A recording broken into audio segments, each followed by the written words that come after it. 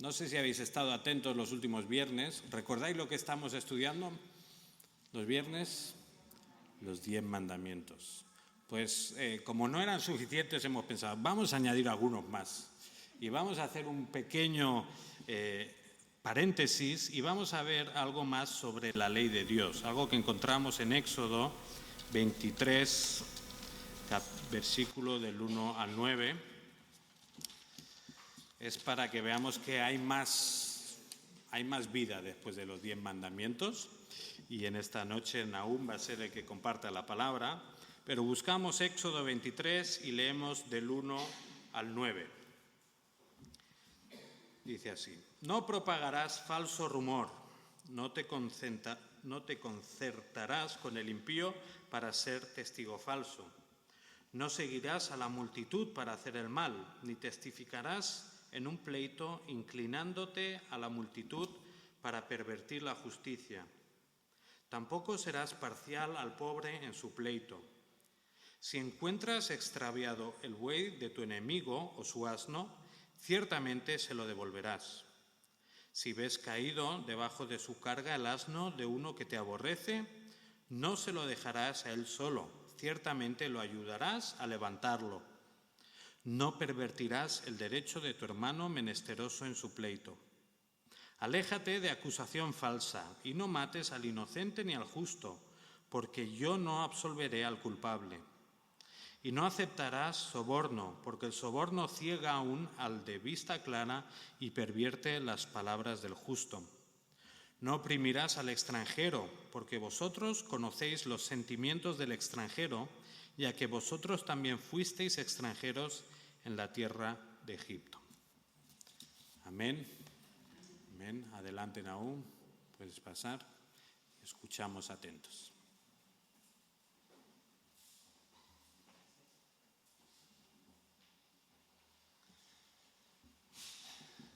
Buenas noches, hermanos. Qué regalo compartir con ustedes y qué introducción me dio Eric. Ya con eso ya hay más vida más allá de los 10 mandamientos, como decía él, ¿no? Hay más vida más allá de los 10 mandamientos que Dios nos ha dado. Nos ha revelado muchos mandamientos en el Pentateuco y en otros sitios que son para nosotros, que a priori decimos que de qué manera, ¿no? Pero que realmente fueron escritos para nosotros, como dice Pablo en el Nuevo Testamento. Pero yo quiero empezar haciéndoles una preguntilla. ¿Se imaginan? A ver dónde lo tengo aquí. ¿Se imaginan un mundo en el que tú entras aquí y todo lo que ves es cierto? Un mundo en el que no tienes que estar preguntándote, ¿esto que estoy viendo está manipulado? ¿Es diferente? ¿Tendría que buscar más fuentes para estar? ¿Se imaginan un mundo así, donde todo lo que ves aquí es perfecto, es verdad, es justo? Si me pasas en la diapositiva, porfi. ¿Te imaginas un mundo donde solo exista la verdad, la justicia y el amor? ¿Te imaginas un mundo donde cuando lees las noticias puedes estar seguro de que todo lo que dicen es verdad? Un mundo en el que las promesas de los políticos son siempre ciertas y se cumplen. ¿Te imaginas un mundo donde no hay injusticia, donde puedes estar completamente seguro? Un mundo en el que puedes confiar incluso en todo lo que ves en las redes sociales. Un mundo donde puedes confiar completamente en la gente. ¿Cómo sería ese mundo?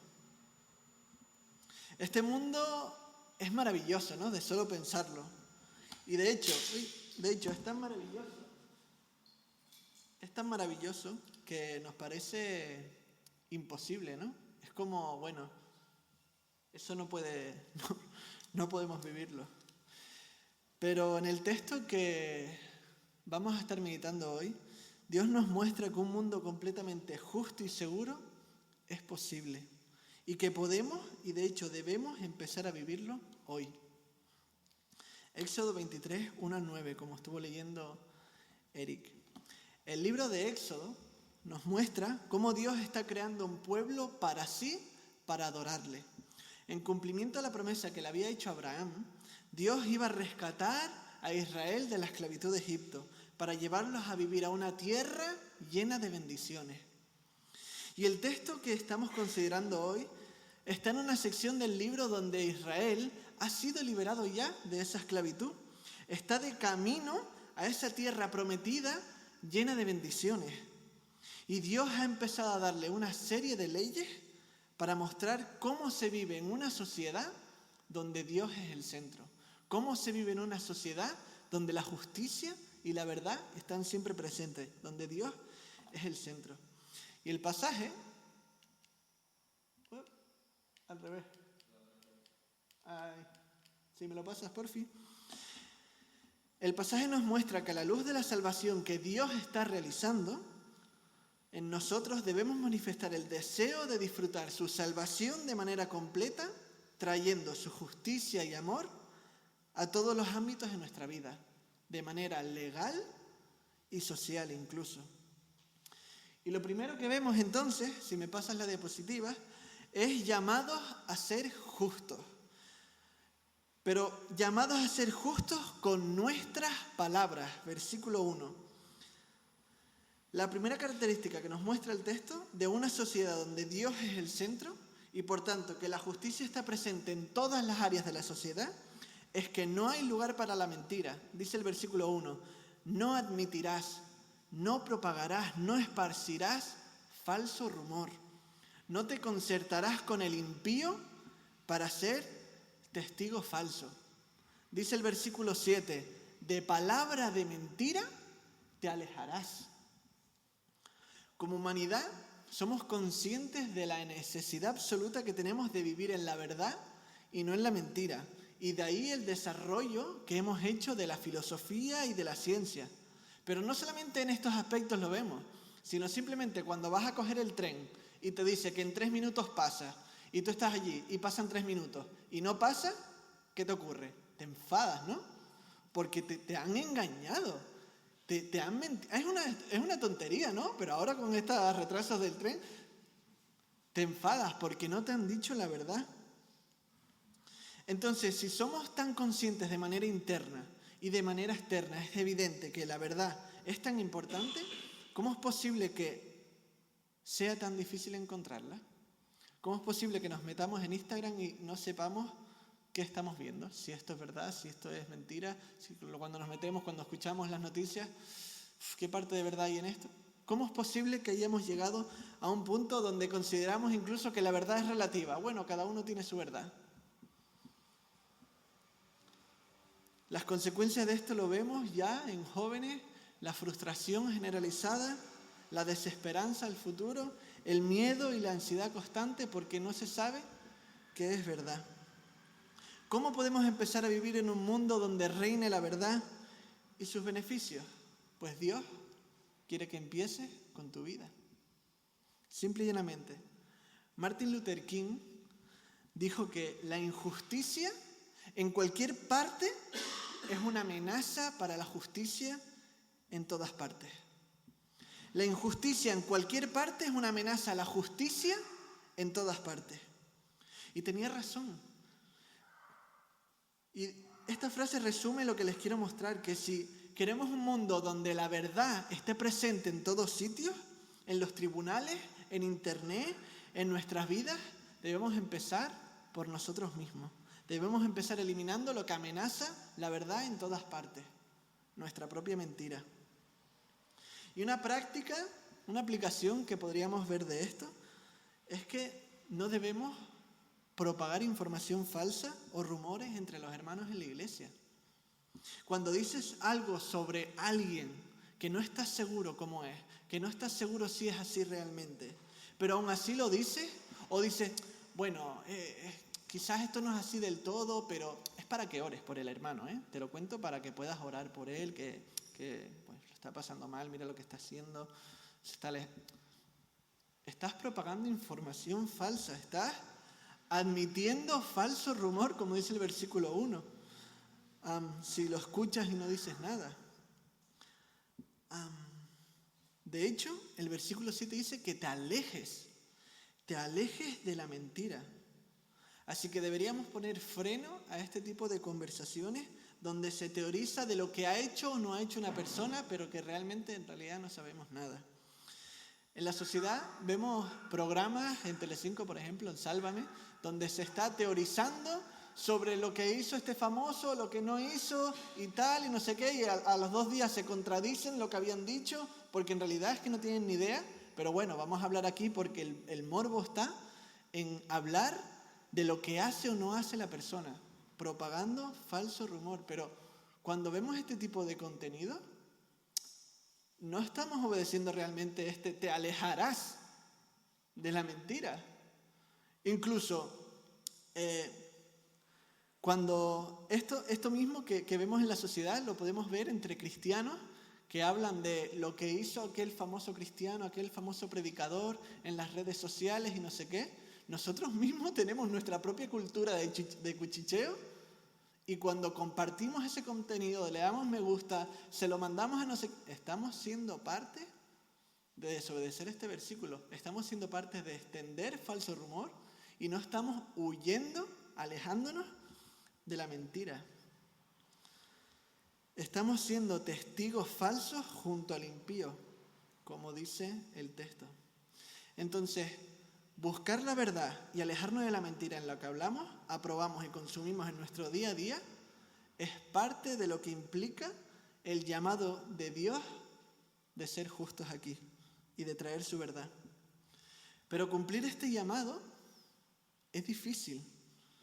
Ser justos y completamente verdaderos con nuestras palabras es difícil, sobre todo cuando hay agentes externos que nos invitan a lo contrario. Pero aún así, si me pasas la diapositiva, Emilio, hemos sido llamados a ser justos, no dejándonos influir por los injustos. Versículos 2 y 8. Dice el versículo 2: no seguirás a los muchos para hacer el mal, ni responderás en litigio inclinándote a los más para hacer agravios. Si me pasas la diapositiva, Emilio, conocemos el lamentable racismo que hay en Estados Unidos contra los negros. Este es Sullivan Walter, es un señor de 53 años que se hizo famoso en agosto del año pasado porque después de ser encarcelado de adolescente por amenaza de cuchillo y violación y haber pasado 39 años encerrado en la cárcel toda una vida, el año pasado fue liberado. Después de que un juez anulara y reconociera que en realidad él era inocente. Y aunque el caso es más profundo y no tengo tiempo para estar explicando esto, el punto es que fue condenado cuando las pruebas de sangre y semen que habían no llegaron hasta las personas debidas, porque simplemente se apartaron. Dice el abogado que los abogados y las autoridades implicadas actuaron como si creyeran que podía hacerle lo que quisieran a un adolescente negro de una familia pobre. Que no se trata solo de individuos y de sus decisiones, sino del sistema que permite que esto sucediera. Las personas que participaron en esto están incumpliendo este mandato. Se están uniendo a los muchos al racismo generalizado. Es lo que se le hace a los negros, es lo que hay, da igual, todos están contra, nos unimos y da igual, para hacerle el mal contra Walter. Y vemos esta noticia y nos escandalizamos. Pero nosotros también debemos cuidarnos de ser influidos por los muchos, por la multitud, para hacer el mal. Debemos tener cuidado de las influencias para hacer el mal. Y últimamente han caído, si tienen redes sociales, han caído algunos cristianos evangélicos muy famosos. Y en las redes sociales se unen muchas personas para hacer leña del árbol caído y difundir cosas que no saben o no están corroboradas. Simplemente porque como todo el mundo le tira a esta persona, pues tú también pones tu comentario para demostrar que tú también estás ahí y estás atento a todo. O quizás no sigues este tipo de contenido, pero sí compartes y ves datos, frases sacadas de contexto de políticos que son contrarios a tu pensamiento político, pero que realmente no sabes de dónde han salido esos datos, no has visto el discurso entero y has sacado el discurso de contexto, pero no lo compruebas.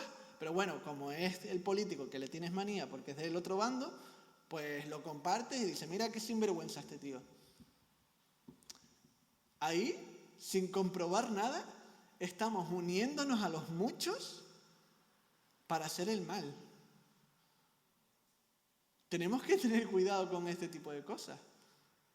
Tenemos que tener cuidado cuando, y sobre todo en las redes sociales es muy fácil, o cuando nos ponemos en grupitos, es muy fácil unirnos a la mayoría y a tirarle al de turno.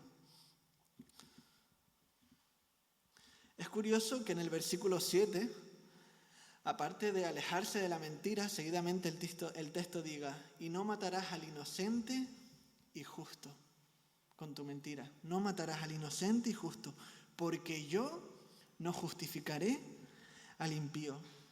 Y probablemente no hayamos matado a nadie, pero con este lapidamiento virtual lo estamos haciendo. O lo estamos intentando, aunque no lo logremos. Cuando ni siquiera estamos seguros de esta información que compartimos o de estas cosas que están diciendo. Incluso cuando le tiramos a aquellas denominaciones cristianas que tienen teologías extrañas, pero como todo el mundo le tira a la teología de la prosperidad, pues le tiramos nosotros también. Porque mira lo has comprobado.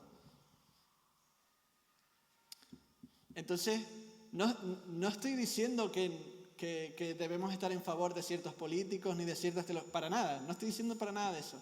Pero tirarle tomates, basura a la gente sin saber lo que está pasando, pues podríamos estar siendo partícipes de unirnos a la multitud para hacer el mal. Y debemos tener cuidado porque dice la palabra de Dios que yo no justificaré al impío.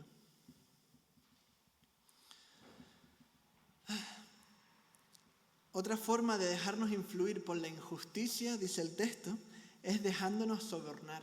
Versículo 8.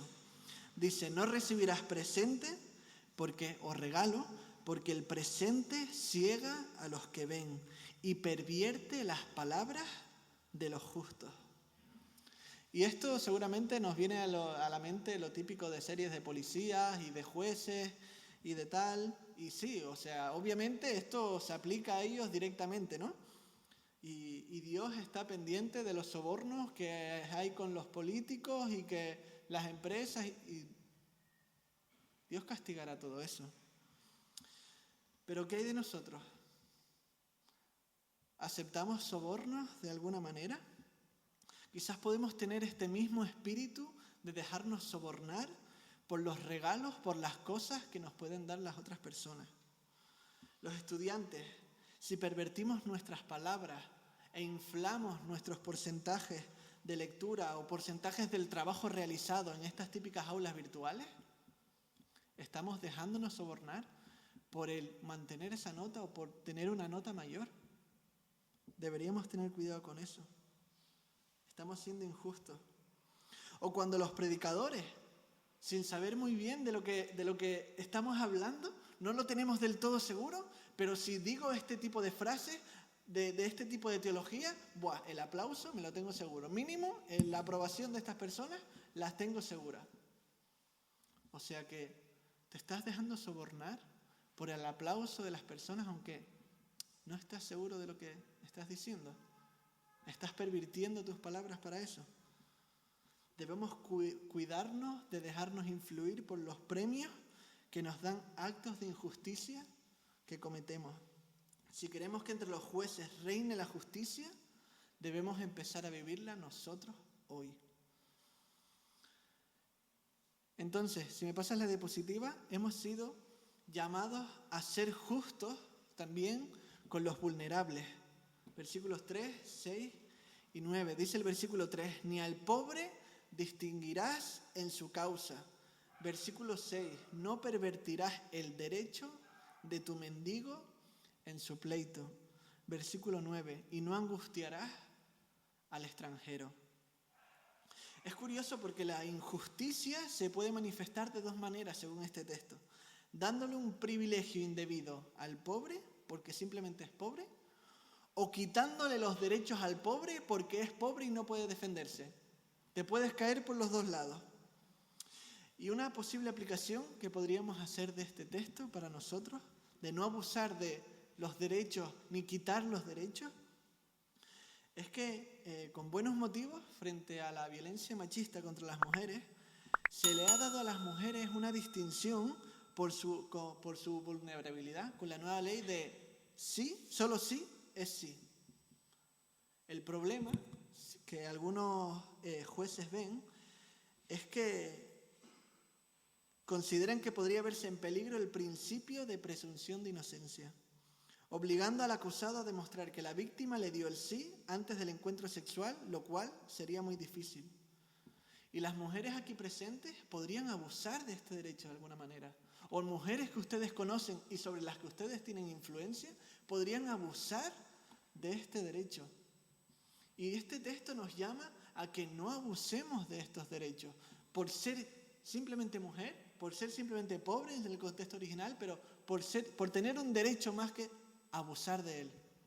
Y debemos proteger y predicar que no abusemos de esta manera. Que las mujeres que tengas en tu área de influencia, ayúdales a utilizar este poder de manera adecuada. De igual manera, vemos que este mandamiento de Dios se autobalancea, ¿no? Porque luego dice que tampoco perviertas el derecho de tu mendigo en el pleito, versículo 6. No lo trates de manera favorablemente injusta porque simplemente está necesitado y no hay quien lo defienda y da igual. Pero tampoco lo trates de manera desfavorable. Cuando hubo el famoso caso de la manada, que probablemente muchos habrán escuchado, en el que 5 hombres violaron a una mujer de 18 años, a una chica de 18 años, se leían muchos comentarios en internet y alrededor de personas que tenía a mi lado que decían, es que es normal. Si vas a una fiesta, estás a las 2 de la mañana, tú sola, con minifalda, ¿qué pasa? Pues lo que hay. Es que es normal que le pase eso. Si es que se lo estaba buscando. Pero ese tipo de comentarios, estamos quitándole el derecho de ser protegida a esa mujer. Sí, que podemos hablar de otras cosas, sí, pero ese tipo de comentarios están cerrando al final que los derechos de esa mujer sean quitados. Ella ha sido violada, lo cual está mal. Y le estamos quitando esos derechos. Entonces, hacer este tipo de comentarios con otras cosas, aplaudirlos, darles me gusta, compartirlos, no corregirlos, estamos siendo partícipes de pervertir el derecho del pobre, de pervertir el derecho del necesitado, del que está en angustia, el de la mujer que ha sido agredida en este caso. No angustiarás al extranjero, versículo 9.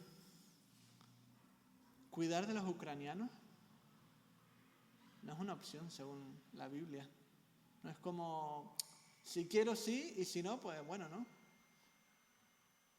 O los inmigrantes. Este texto nos llama a no angustiarlos.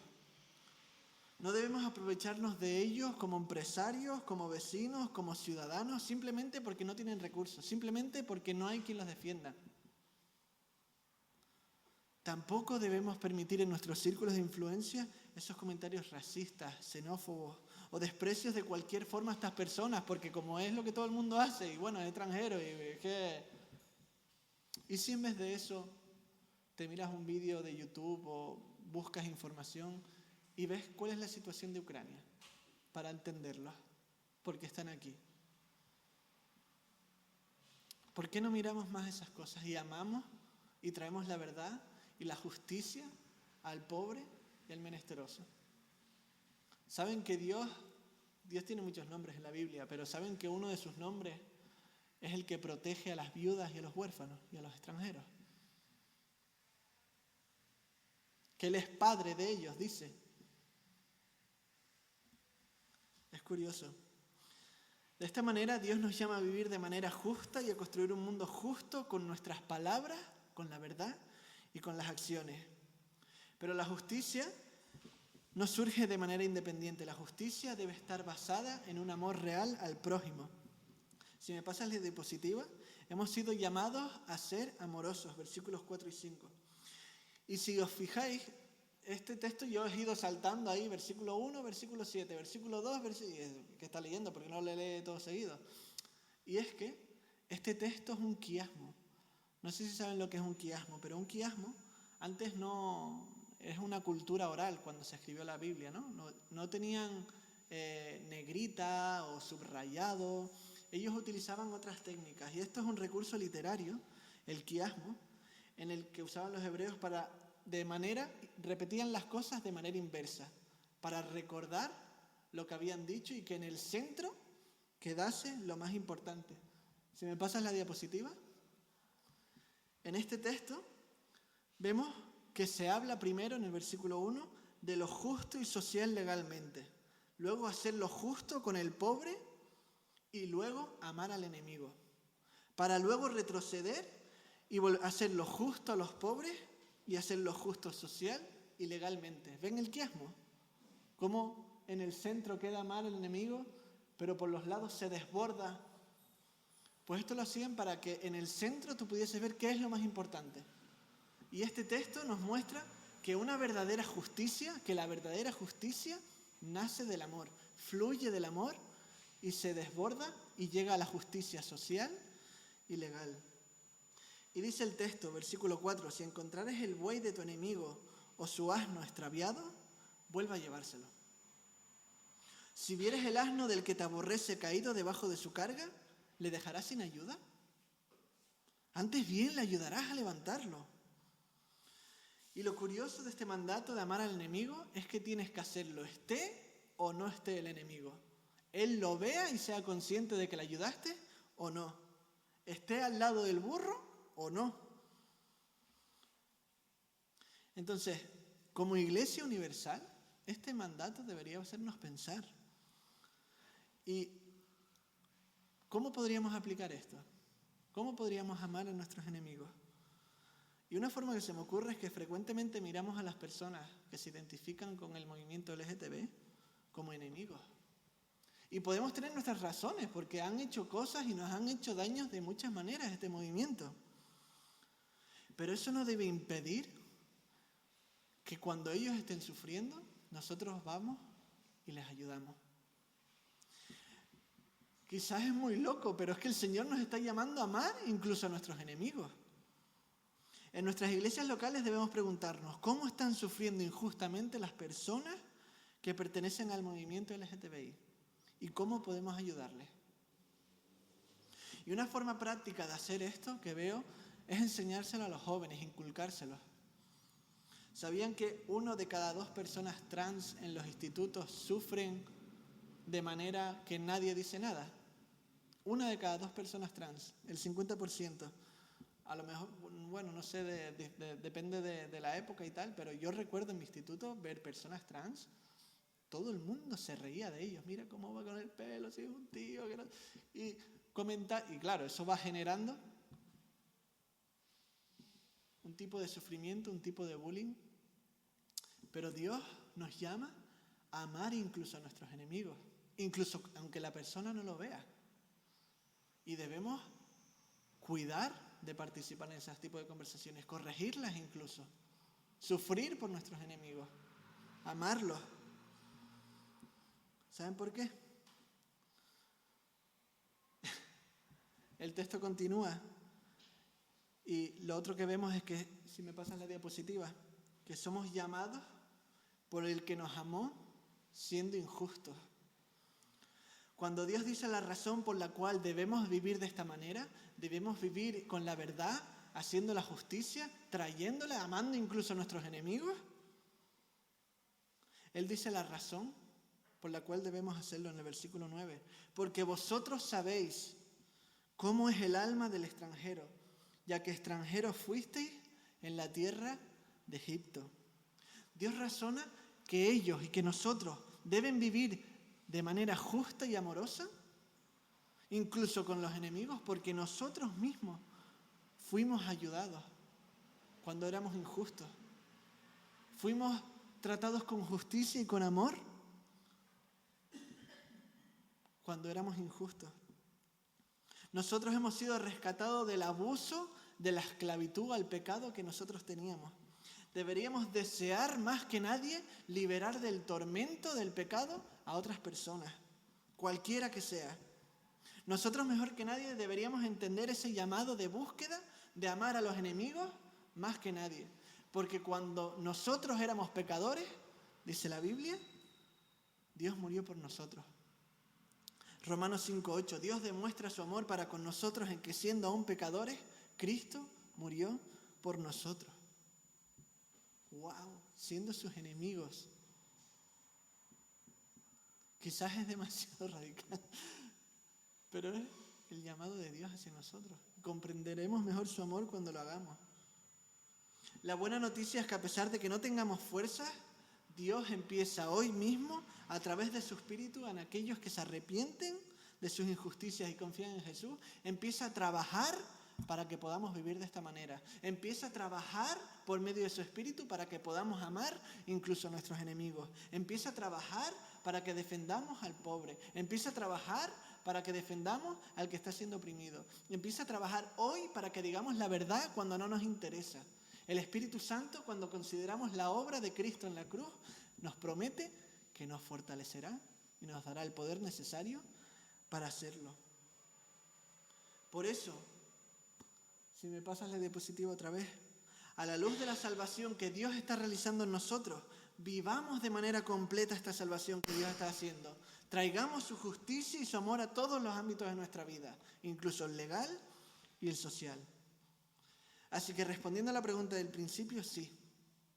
Un mundo donde la verdad y la justicia y el amor reinan de manera exclusiva y sus bendiciones empapan las redes sociales, las relaciones, la política y todas las áreas de nuestra vida es posible. Gracias a la obra de Jesús en la cruz. Y un día será de manera completa. Y hoy podemos empezar a traer eso. Hoy podemos empezar a vivir esto, obedeciendo estos mandamientos que Dios nos ha mostrado en su palabra. Así que juntos oremos por esto y por otras cosas que Eric nos irá diciendo.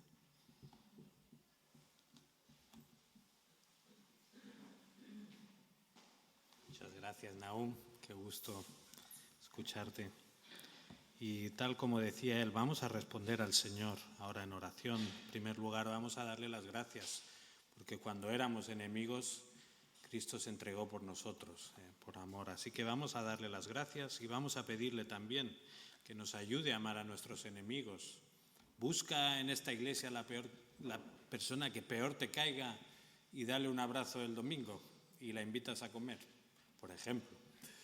No, pero oremos para que el Señor nos ayude a amar a nuestros enemigos, sean aquí, sean nuestra familia, sean todos lados, y que también nos ayude a vivir vidas justas y vidas de verdad. Así que vamos a responder en oración y luego seguiremos con otros temas.